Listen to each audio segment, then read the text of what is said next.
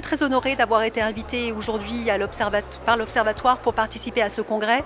C'est un grand moment pour les enfants du Royaume.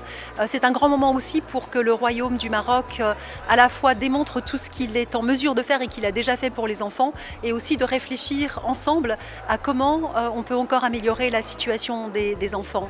Je viens de faire une présentation qui essayait un peu de voir les projections quand on se projette vers l'avenir, quels sont les grands défis pour les enfants, non seulement aujourd'hui, mais pour les grands défis pour les enfants de demain.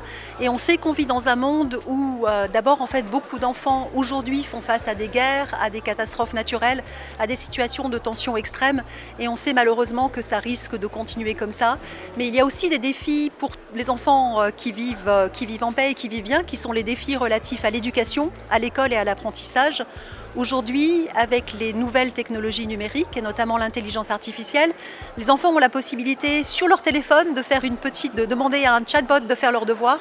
Ce n'est pas nécessairement la meilleure façon d'apprendre, et donc là, les questions qu'on doit se poser, c'est comment on utilise ces nouvelles technologies pour améliorer l'apprentissage, améliorer l'éducation, donner encore plus accès au savoir à tous, tout en même temps en protégeant aussi les enfants, en s'assurant qu'ils continuent à apprendre véritablement. Ça veut dire qu'il faut équiper les enseignants, équiper les parents, et aussi protéger les enfants par rapport à du contenu qui peut être très négatif dans certains cas.